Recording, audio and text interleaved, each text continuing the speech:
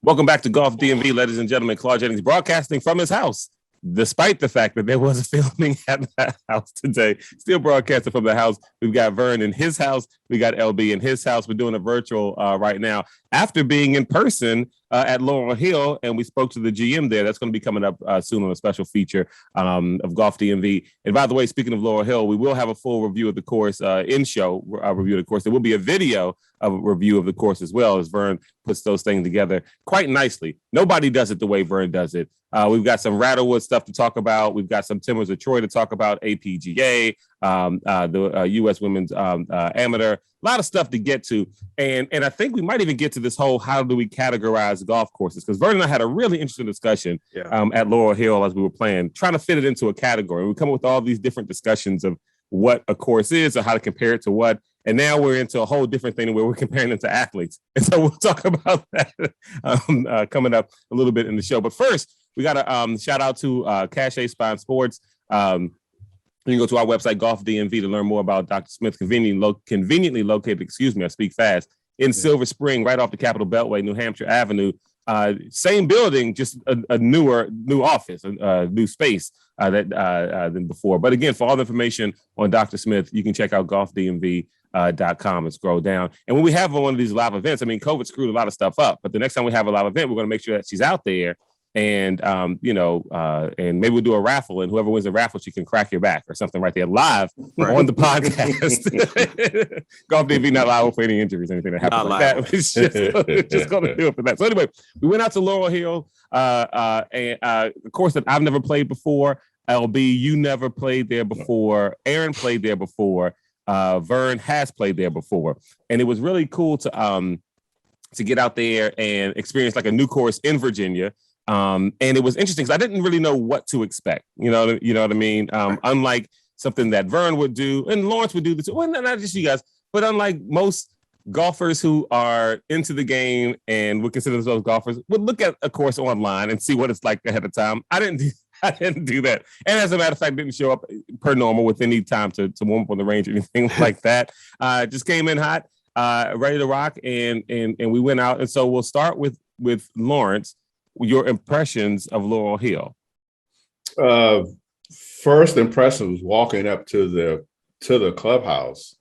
Shout out to Pat, the starter, who had a huge speaker sitting outside the starter house there, shack, whatever you want to call it, blasting classical music. That was, for me, that made the round right there. It really set the tone. It had everybody, everybody seemed to be good spirits. I thought that was just a nice touch. You know what I mean? And because nowadays you expect to hear some nonsense blasting out of speakers. At least I do. At the golf courses? Well, because we are where we are now in this society. Everybody's blasting this. What do you call that music? You call it music. I call it noise. But it was classical. I enjoyed it. Let me just leave it there. I enjoyed it. I thought it was a really nice touch. Great people. The staff was great. Staff was great. Yes. It was great. They had grass. They have grass driving range for you all that have not been there, which is that's always a plus. Really nice putting, a practice area too.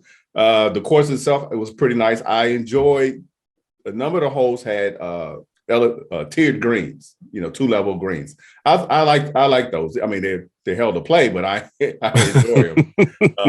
Right. So yeah, I enjoyed the course. I enjoyed the round for the most part until the rain came in and my swing left me. But up until then, it was great. I feel like he's selling a little short, Claude, but we'll set him straight. We'll tell the full truth. Yeah, how it went down. So if you listen to that, hearing that, I'm like, wow, somebody who didn't know, went out, just had him round. Right, you would assume that he played at Needwood. Yeah. So here's the thing. I'll start. Thank you, Lawrence. So to me, Laurel Hill definitely made its way to me into a Golf DMV top 5 course in the DMV. To me, and again, this is my first time playing it. We were trying to figure out what courses we would put. And here's the thing: aesthetically, yes, I thought the course looked great, but it played better than it. I mean, it's a test. It's going to test you. We used to say this all the time. If you think you can play, we're going to take you to Little Bennett. Let's see what you got. Yeah. I feel that way about Laurel Hill. Like, okay, you can play. Okay, if you know from out of town, okay, good. Come on down to Laurel Hill and let's see what you got. See what you got. Here's the thing. Before we even talk about the round, we should mention the fact that we played from 63-84. And I know if you're listening to the show, you're thinking to yourself, hey, I thought you guys were only going to play from 6K and whatever's closest to 6K. You know, so if it's not one that's right at 6K, it's just going to be, if it's 58-90 versus, 62-90, you're going to play the 58. That's what we agreed to do for the last year and a half or so, right? It is. And so to me, when we pull up, there's a 63-84, and then there's like a 58 something or whatever. And so I'm just assuming that we're going to play with 58 because that's the agreement. Before we even step out the cart, before Vern and I even get out the cart, Aaron turns around and Lauren says, we're playing from 63-84. I'm like, well, why? Like, what? Why are we playing from this far back? Like, I literally do not understand why we're playing from 63-84. I don't get it. The declaration was made. Look, before you got there, Claude, I did try. I have them on camera. I had this on camera. You guys will see this on video. I just said, all right, guys, looks like we're playing the goals today. It's actually 59. It's 59-80. So it's really close to 6,000. Damn near 6,000. I said, hey, we're playing from the goal today. And then I immediately rolled over because Aaron and LB were like, no, let's play from the whites, have a challenge. And I was like, okay. I didn't fight it at all. Why are we Vern is not play from the whites and have a challenge? Vern is not telling the entire truth. Oh, really? What Vern said was something along, and I'm not gonna get it exactly right, but it was something along the line was gold is like for seniors. So he slid that in there. Yeah, you did. It was either you or Aaron. Somebody said something about it being seniors. Yeah. And then of course me being damn near a senior, I was in my feelings like, nah, we ain't playing from that end. We're gonna play up there. Oh, that's what I think that's how it aged transpired. Okay. Yeah. It was just a bad idea. It was. Because after my first tee shot and I got to my ball and I still had 200 something yards left, I thought to myself, yeah, this was a bad idea. Yeah. And it went down from there. We shouldn't be playing from past 6,000. We're not the guys from Mediocre Golf Podcast. They play from the tips and then single digit handicap. And you know what? I think to be fair to LB. Shout out to Mediocre, by the way. They've been on Instagram hitting us up about getting this round together. Yes, I know. Sorry for leaving you hanging, guys. We're on the way. If it's September, we got you. You don't have to apologize for leaving them hanging. We'll get to it, guys. Relax. No. Just messing around. I like Eric, and I think one guy's name is Eric, and I forget the other guy. I listen to them. Adam. Yeah, you do listen to it, don't you? All right. Anyway. But no. Mediocre. We're going to get with it. So I understand that now, LB, because I thought you were just that makes sense that you hear that because Aaron said that. I didn't say that. I did the thing of I looked at the scorecard. I was like, well, I mean the golds they're 6,000, and Aaron's like, no, we ain't doing that. So and if it's a thing where you're like, no, I'm young, we're gonna feel that we're gonna feel this. I feel some kind of way about playing that distance. Totally get it. The thing is, probably makes more sense at a Rattlewood or a Needwood or somewhere like Northwest. That, or Northwest, where like when we make that declaration, you're not going to notice it as much. Laurel Hill was like, "Oh, okay, cool. You're going to play 6-3? Cool, I got something for you." And then I think it's funny that immediately on the first hole, it made you realize, no, you made a mistake, champ. Yeah, exactly. Yeah. But by the time we got to the third hole, Aaron said the same thing. By the time we got to hole number 3, Aaron, or maybe it was 5 or something. Yeah, it was on the front. Yeah, he was like, we need next time we come out here, we're playing from 6K. Yes. And so for me, it isn't about the thought because it's not about the thought process of why you want to play from 63. It's what we need to figure out among our group is how do we talk someone down off that ledge when they say they want to play from 63? We need to be disciplined. Because what happens is sometimes we get out, we're playing good, we're feeling good. It's like, you know what? That's not too rough. We want to go 63. Like, no, there needs to be someone in the group or just something that is said that is commonly known among the group that reels them back in and says, no, we're not going to do that. I have an answer for that. Okay. What is it? The response is, what's your handicap again? Right. There you go. and then we're done. There you go. And we go back to 6,000. We go back to 6,000. I like that. Right. I like that. Because I was thinking about pulling a Pinehurst number 7, where I think it was Vernon and Aaron who went to the back tees, right? Not back. 62. It wasn't as big. So I wanted to fit. So Pinehurst was close to a split. It was like 50. It was like basically 200 yards one way or 200 yards closer the other. It was really close to 6,000. Right. It was closer than this. It's closer than this to being even. And to be honest with you, Pinehurst 7 is not as tough as Laurel Hill. No, and I think it was 4 actually. I think it was 4 that we played. 4. Yeah, I think it was 4 because that's the one where we did the team. Team thing, and that's I remember. First exactly. Holes. Yeah. You commented about it. It's like, oh, we said we was gonna play. I'm pretty sure it was 4, but I could be wrong. But anyway, like you said, Claude, it wasn't as bad as Laurel Hill. Like Laurel Hill 63 or 6,400 yards basically plays more like 65. This is what they said in Case Valley, right? Where they said that the yardage listed on the scorecard it's much longer than that. A lot of holes directly uphill. And that's what our caddy said about Pinehurst 7 too. Is that 7 that it plays a lot longer, than what the yardage book says, or at least 200 yards.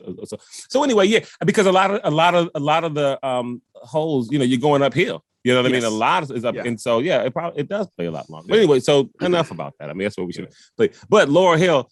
To me, definitely a Golf DMV, definitely a top 10 course. I would even venture to say a top 5 that I've played. Yeah. Do you want to go from a golf challenge, from a course that you've got to play? And it's challenging, but to me, it was fun to play as well. Right. So let's go into the classifications. If we can just segue into that. So Glenn, I played today at Rattlewood. Glenn will get to that later, but he made a good. So Claude and I are out on Laurel, and we're trying to figure out like what's a good analog for how these different courses classify, right? Where you have like a whiskey that's really, really nice and beautiful, but it's it's fair and nice and easy. It's easy challenge, and it open and everything else. And then you got Laurel Hill, totally different situation. And I know everybody doesn't play basketball, but the best for some reason everything comes like for basketball references because I used to long time ago. I know my dad may hear this; he may not be like, "You play basketball." I used to hoop a long time ago. Glenn said today, Claude. So what we were doing on the courses, we were going through we were comparing it to players where we said it's like Baron Davis, or you gave me a football player too, Claude, whose name who I can't remember. Laurel Hill is gritty. It's in terms of like direct golf terms. I think Aaron said it's a golfer's golf course. Right. It's a test. You come there, it's like, okay, cool. It's going to be nice. Maybe there's a little bit of ruggedness here and there, but we're not here for that. We're here to play golf. You're not going to be wowed by its beauty. Not that it's not, because it is. To me, it's a nice. It's a great shape. Yeah, it was nice. You're not going to be wowed by that. Yeah, but you're going to be wowed by playing the course. You know what I mean? You're here for the game. Yeah. And so it's Joe Lewis. It's not Muhammad Ali. You know what I mean? Yes. Yeah. And so Glenn said today, I was giving him the basketball comparisons and everything else. And he said, it's like going to LA Fitness. And that made me think of something. I said, okay. So the courses themselves are like these gyms. So if you used to hoop back in the day, so for instance, Whiskey Creek, very, very pristine and beautiful, easy time. That's, hey, I'm going to go to, for all this is a local show. We're going to keep it local. If I'm going to like Alexandria, like out there, like on Route 1, like near Potomac Yards, there's a couple of basketball courts out there. Beautiful shape, pristine. Like going to the St. James. James. You can go out there and have a nice, pleasant like game of basketball and hoops, and everybody's cheering each other on. It's a great time. Laurel Hill is Berry Farms, New York Avenue, and I think 5th. There's a basketball court that used to be over there. Or for those who remember the run and shoot, I say that a lot in District Heights. It's a court where basically, if you get on the main court, you dribble it off your feet, you won't even finish the game. Until you get off the court, and they're gonna bring somebody else on because you don't belong here. That's what it is. That's the comparison. So it's different gyms. So these courses, something like LP would be like that, right? I think so you talked about top 5. We were talking about like what are the top 5 difficult courses for us, challenging courses in the area. I think that we've played, that we've played. I think even our buddy Charles, the Boss Golf, said LP was one of his top 5 courses. Top 5 best courses that he hates to play. It's one of those type deals. So I think we can put Laurel Hill in that. Definitely, it's a beautiful course, but it definitely goes in the challenge category. Like bring your game when you come here. I'm not here for the play. You're not here to take pictures and get scenic vistas. We're here to play some bleeping golf. Let's go. Basically, right and I love it. And I think you hit the nail right on the head.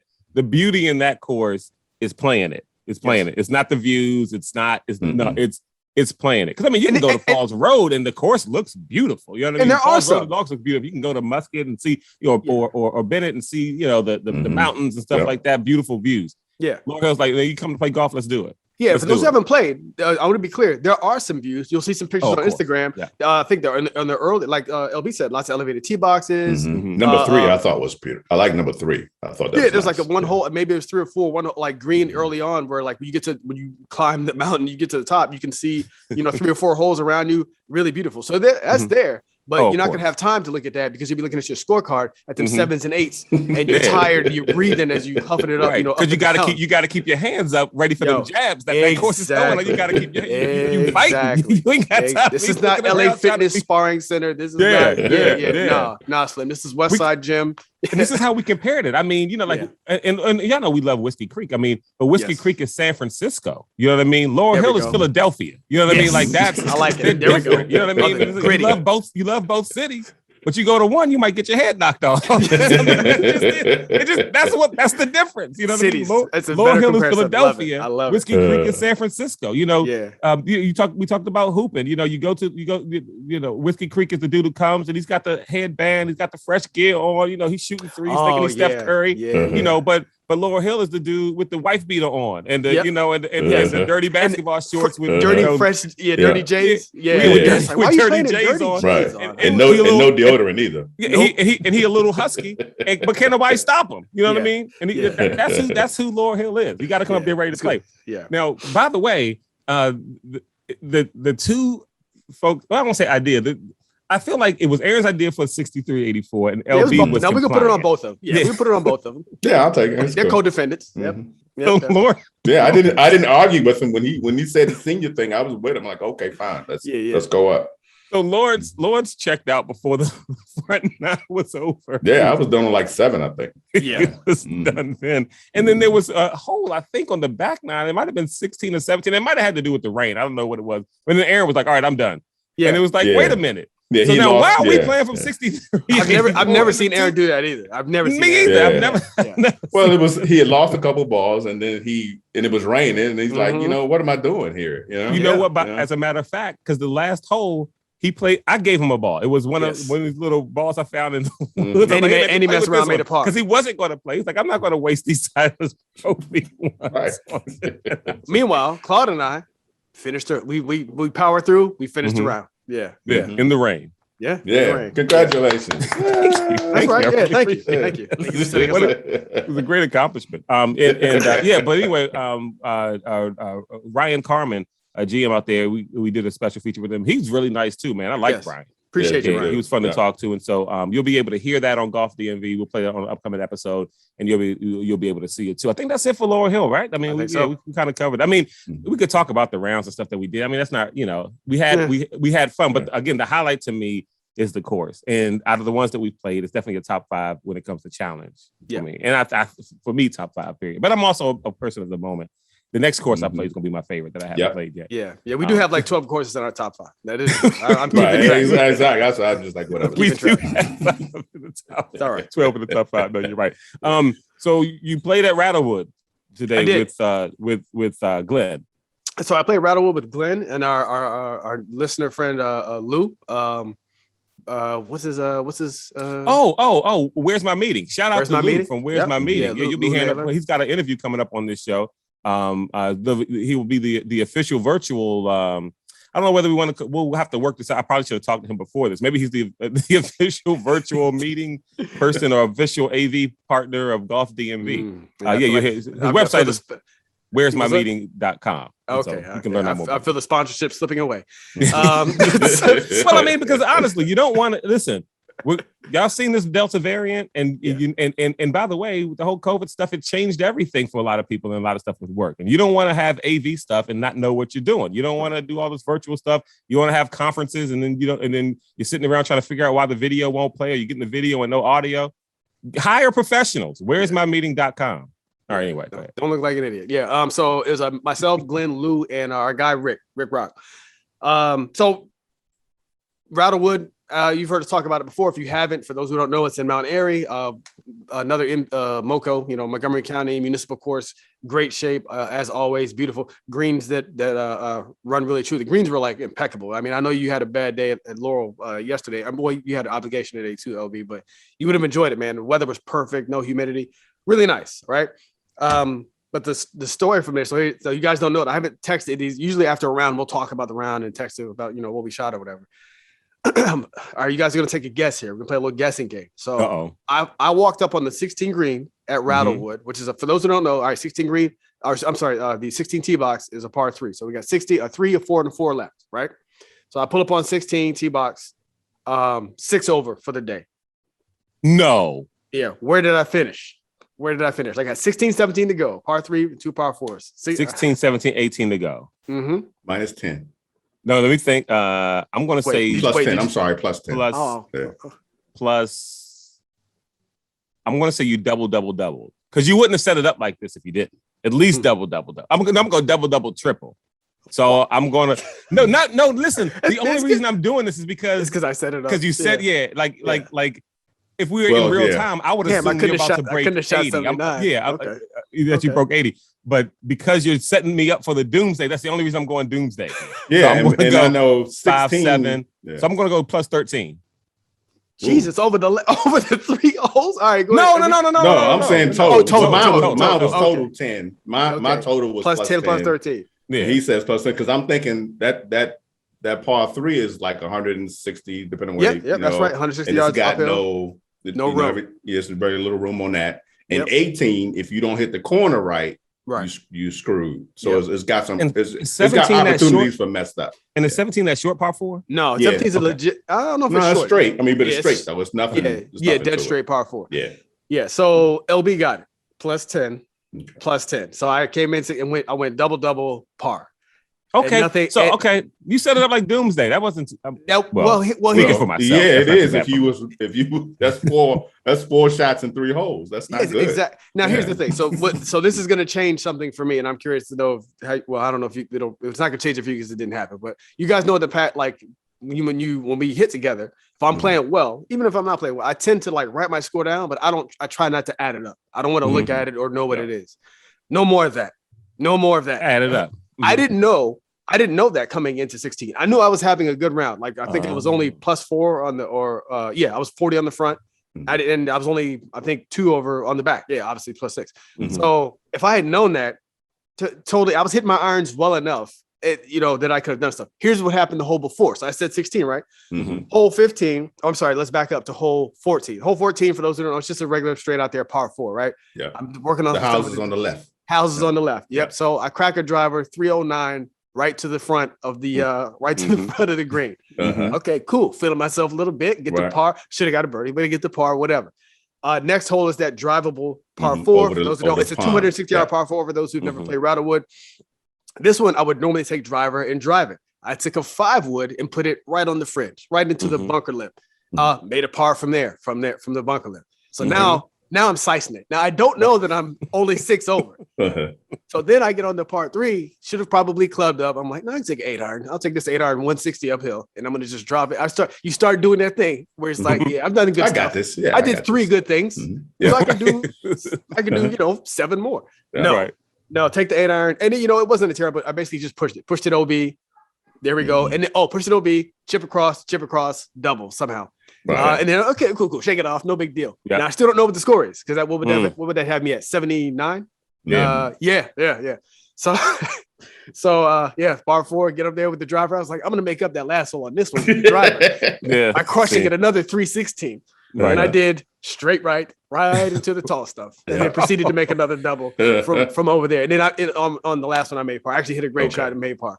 No more. Yeah. I want to know if I'm playing well and I'm coming in I'll say maybe 15, the last 4 holes, maybe the last 5. I'm looking, and I'm gonna let that dictate my play. I want the pressure.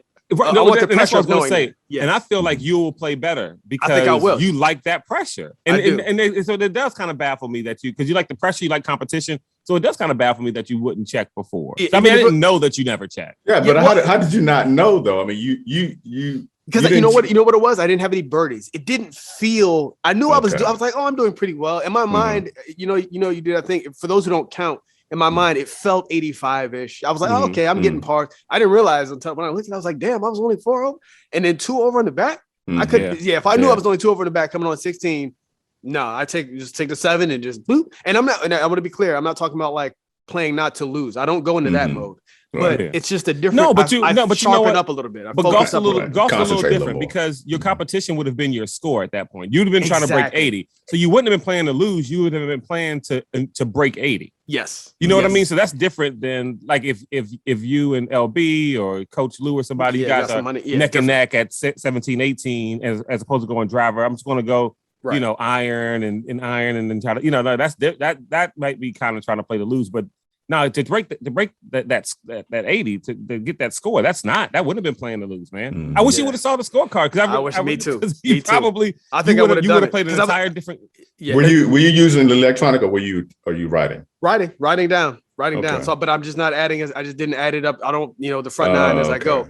Yeah. Now, to be fair, let me ask you another question. I'm sorry. Quick question. Do you, Yeah. when you put your score down there, are you putting 5s and 4s, or are you putting to par?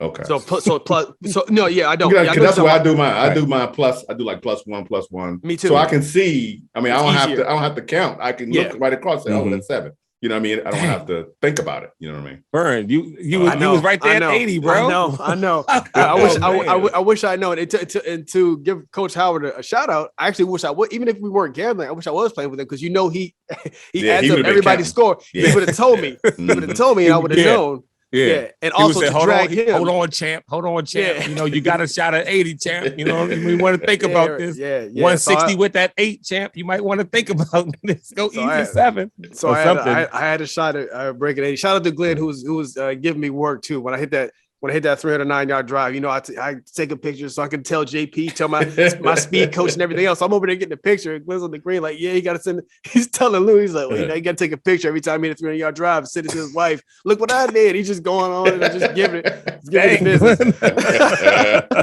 He gave me props later, but no, it was a good round. Like I said, if you can get out to Rattlewood, go out. Lou, so Glenn and Lou had not played it. They both enjoyed it. Nice. And they said, it's weird. We have good rounds at Rattlewood, but I don't know if I can say it's open. You got to try to lose a ball. I'll give it that. Mm-hmm. It is open. I don't know if I can say it's easy. Yeah, but I don't know if I can say it's easy because the rough, I don't know what it was last time you played there, OB, but the rough was stick today. Like it was kind of like, hey, you have to club up and hope you get there. And the greens were running pretty quick. They were a little tricky. So they're just courses that are like that aren't easy, given whatever your scores are, you just play better at them for some reason. That's true. Or another. You know what I mean? That's like true. Recently, Hampton Greens has been one of those courses for me. It's like it's not it's not hard. Yeah, and shallow. But it's like it's not super easy. But for some reason, I don't know what it is. Yeah, and just who knows? Who knows what you know the courses now too. I mean, you played them enough now that you know every nook and cranny of them pretty much. There's a comfort level with being at a spot. Yeah. Can I give a shout out to the Marshall? Please do. At Rattlewood. So look, so we talk all the time. We go to these courses sometimes. I think more often than not, especially lately with COVID and all these booked up tee sheets about these Marshalls. We get some maybe it's a little bit slow, and these Marshalls just kind of ride around. And it's like, hey, it's not us, and they're just like, yeah, well, it is what it is. Like they're not really comfortable. They don't really want to enforce stuff. Maybe sometimes there's no Marshall at your course, and you just stuck. Calling the pro shop. Maybe if you have to. We've never done anything like that. Our Marshall today. Granted, he followed us around for like several holes. I don't know. It was like you made a friend. I spoke to him one time, and he was very. I didn't get his name. Very nice man, very nice gentleman. He was like, "Oh, have you played this course before?" And he's giving me like tips on where to hit it, and this, that, and the third. And I hit, and so he's standing in front of me on one of the par fives, and I'm hitting my shot into the green. He's like, "Yeah, this green runs. You gotta pop it up there and get it on there." I'm like, "Yep." And I'm waiting for him to like pull off, and he just sits there. Thankfully, I execute the shot.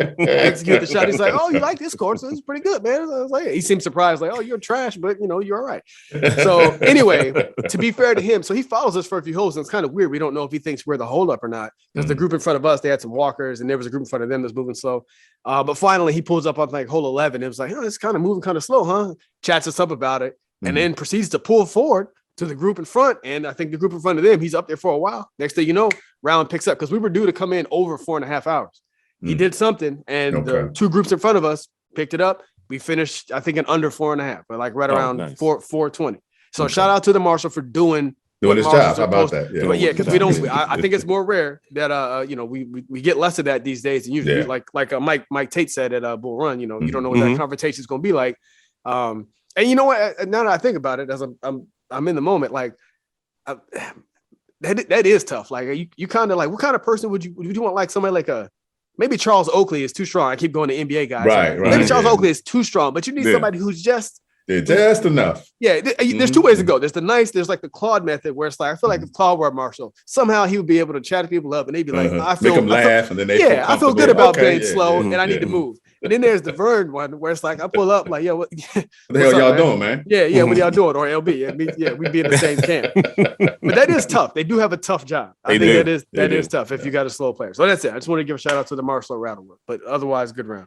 All right. And so you played there with Glenn. You also had a round with Glenn at Timbers at Troy. Timbers at Troy. So Timbers at Troy, I'll keep this quick. This was a couple weeks, maybe 2 weeks ago. We played a weekday round there with him, his buddy Ronald, and then Ronald's friend, whose name I can't remember. His name escapes me. But we all had a good. It was hot. It was super humid. It was hot as hell. Their first time playing, so I was able to guide them through that. Timbers is in good shape for anybody who wants to know. I definitely recommend it as a weekday situation. If you go at Timbers, we kind of breezed through there in about, I think, 4:20. I haven't been there. I didn't go to Timbers actually 4 last hours. year. Yeah, I know. I gotta get back. Yeah, Timbers is another one. Like you said, Claude, I feel like it's a decent test of a course for golfers. We got through in 4 hours on a Friday. Really, no wait, no problem. Everything was nice. The only story from that round is that on one of the holes, for those who've never played, there's apartments on the right side of one of the holes. You have to kind of like cut it off. And Glenn managed to go so far right that he went over the apartment building and hit somebody's car. Now, before we could, so he does that and he's like, "Yo, man, we need to play this hole quick. Let's go. We need to get out of here." not quick enough. Like by the time we make the corner, there's two old gentlemen standing on the hill, like, "Hey." But shout out to them. So I walk with Glenn up there just to make sure everything's straight. We walk up there. He point to the car. We go to the car. And the guys are like, we're just chatting. He's like, "Hey, thanks for coming by, fellas. Thanks for stopping, blah, blah, blah." We get to the car and he's like, he's writing a note and they look and it's like, well, there's no dent on the roof. And they start looking and we start checking. And then the two old men were like, "Well, if there's no dent on the roof, I mean, I think we're good." And, we were like, and of course, Greg was like, "I think so too." so shout out to them for being like, "Yeah, we saw being good citizens, but being cool." Yeah. A couple of old guys over there playing shuffleboard or something with the other old people, whatever. Shout out to old people. I'll be there soon. Whatever old people do when they're retired, right? I'll be there soon. Time comes for us all. So that's it. Timbers is in good shape. Go there on a weekday. And check it out. It's a nice course. That's all. There you go. LB, you got some APGA stuff for us. Yeah, the APGA this week, August the 9th and 10th is in Atlanta. They're playing the TPC Sugarloaf.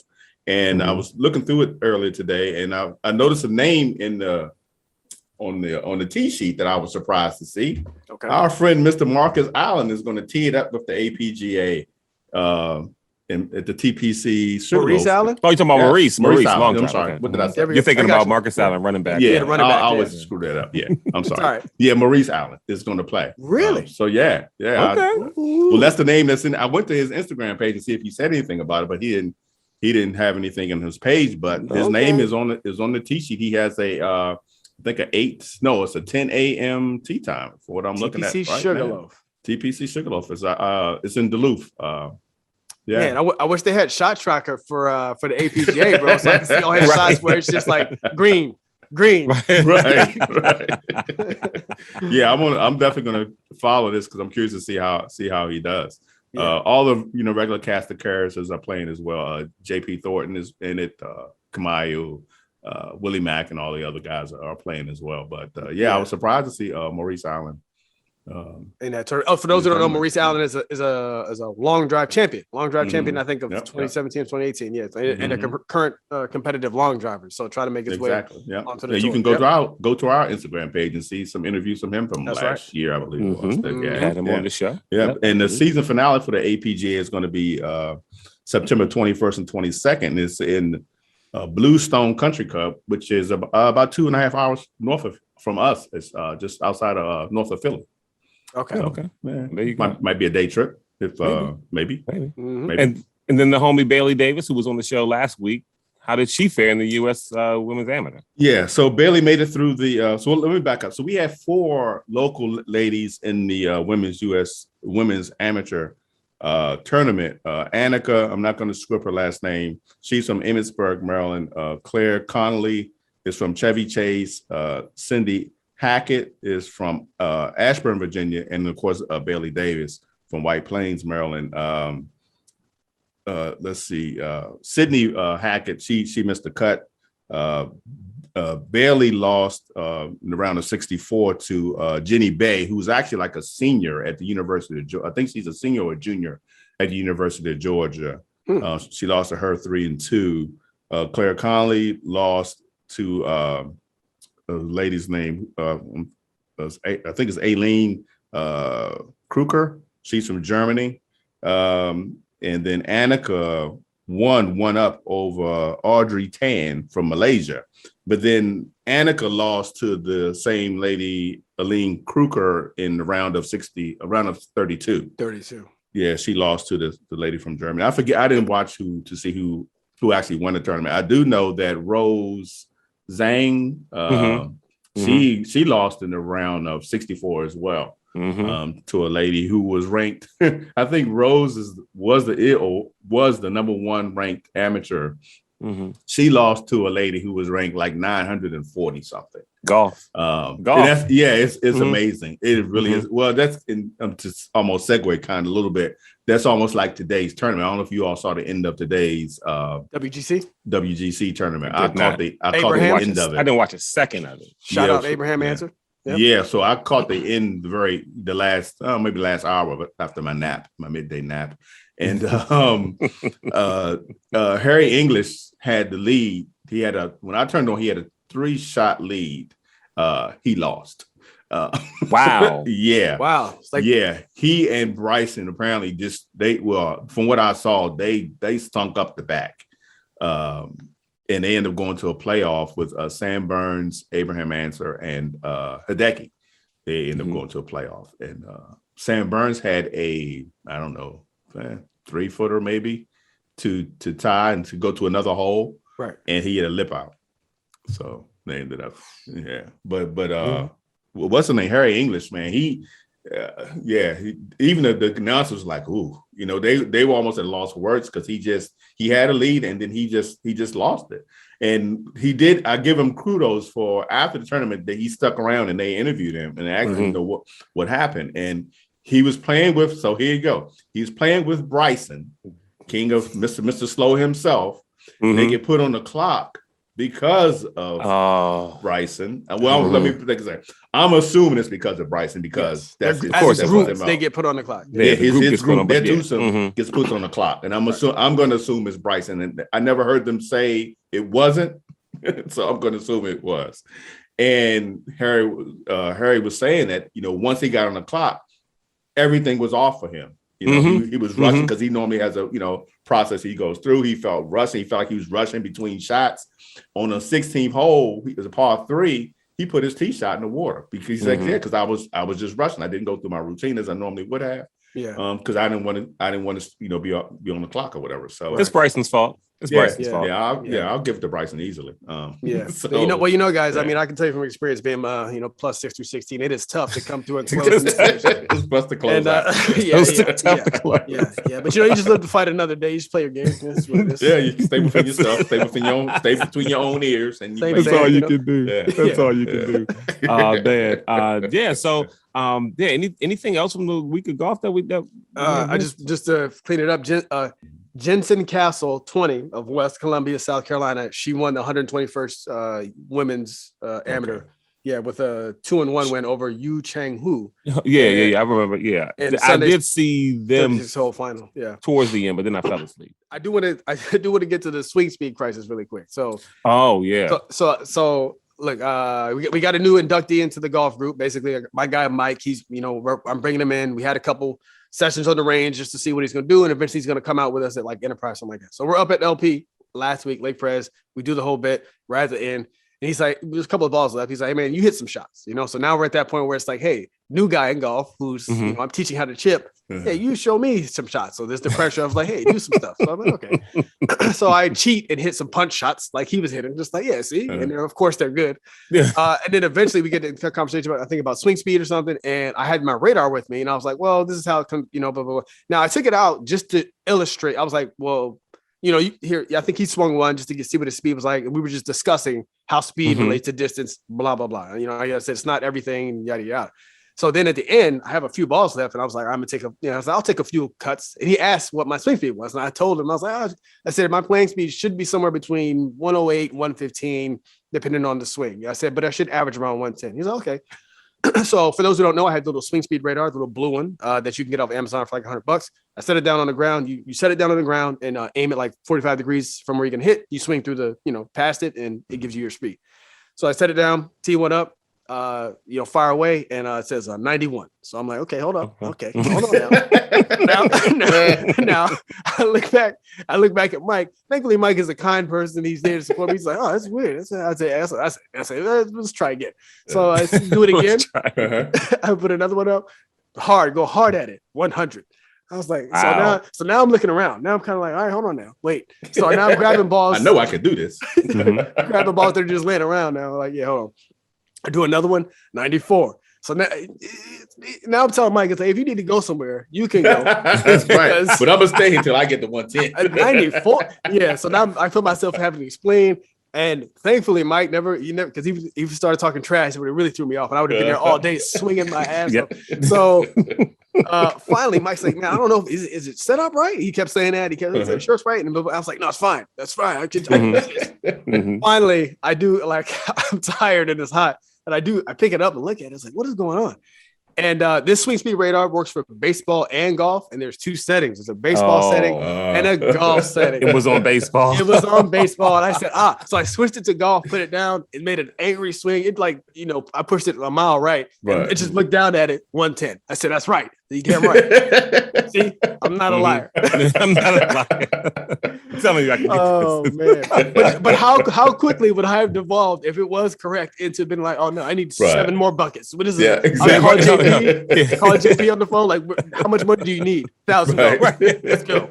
I don't know what happened. You would have definitely been in your feelings. You would have been. That first reaction from him when I smelled it, I said, it's about 110, and it was 20 miles. It was 91. He was like, that's odd. That's it. Oh, there we go. All right, folks. That's it for Golf DMV. Shout out to Dr. Smith, Cache Spine Sports. You can go to golfdmv.com for more information on Dr. Smith. Get your back right, get your neck right. When she was on the show a while back, she talked about how there's so many different issues that happen in the body. It all comes down from the back and stuff like that, and she can help get that right. So we want to shout out to her. Be sure to check her out, and we'll be back next week on Golf DMV.